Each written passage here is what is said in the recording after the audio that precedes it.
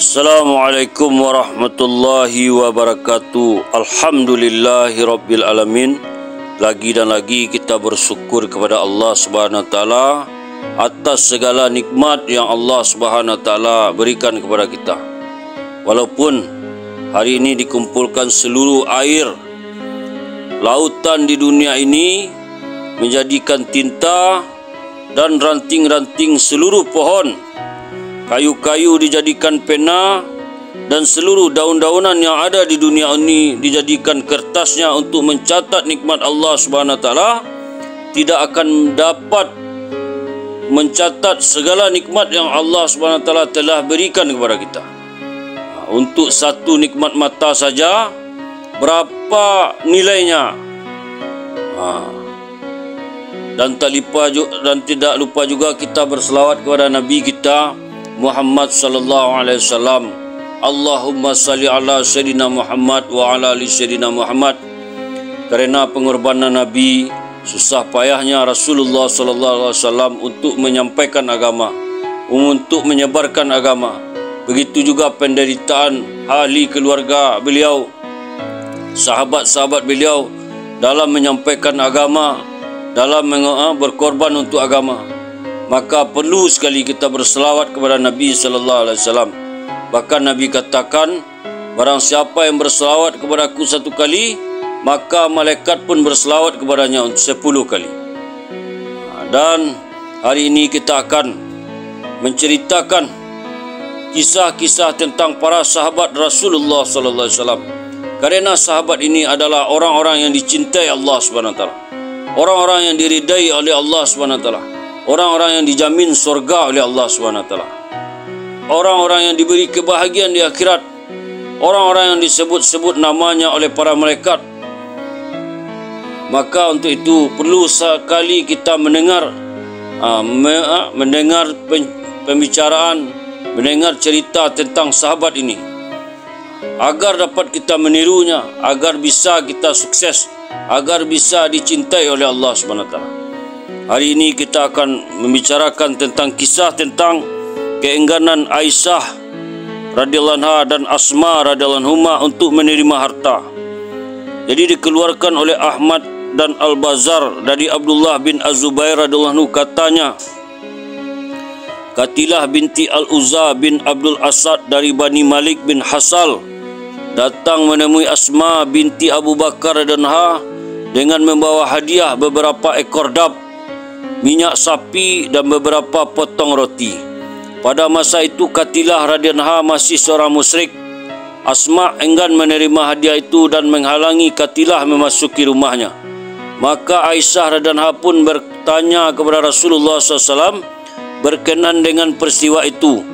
Allah Subhanahu wa taala telah mewahyukan ayat berikut ini kepada Rasulullah sallallahu alaihi wasallam. A'udzubillahi minasyaitonirrajim. Bismillahirrahmanirrahim.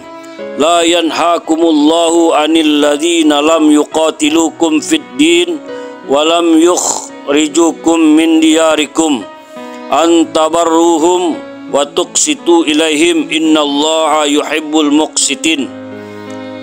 Artinya, Allah tiada melarang kamu untuk berbuat baik dan berlaku adil terhadap orang-orang yang tiada memerangimu karena agama dan tidak pula mengusir kamu dari negerimu.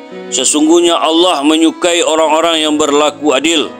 Quran Surat Mumtahanah ayat 8. Kemudian Rasulullah SAW memerintahkan Asma radhiyallahu anha agar menerima hadiah itu dan mengizinkannya masuk ke dalam rumahnya.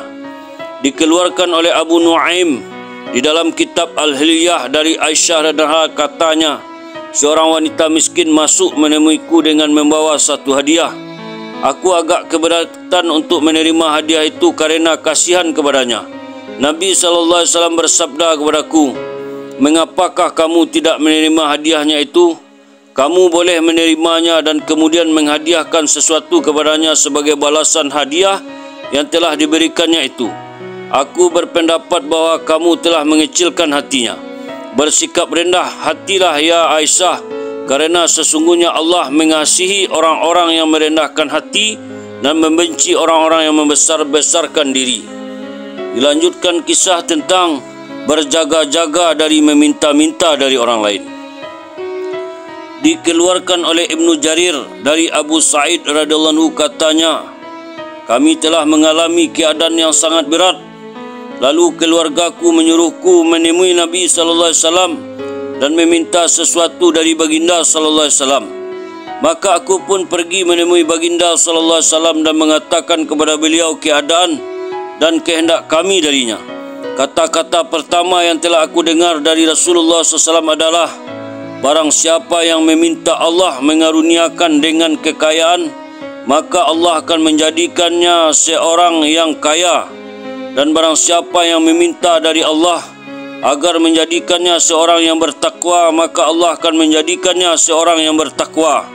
Dan barang siapa yang meminta sesuatu dari kami, kami tidak menyimpannya sesuatu pun darinya. Baginda sallallahu alaihi wasallam akan memberinya. Lalu aku pun pulang dan aku tidak meminta sesuatu pun darinya. Sejak dari itu, kebesaran dunia semakin hilang dari sanubariku. Diriwayatkan juga oleh Ibnu Jarir dari Abu Sa'id bahawa pada suatu pagi ia mengikat perutnya dengan sebiji batu karena kelaparan yang amat sangat.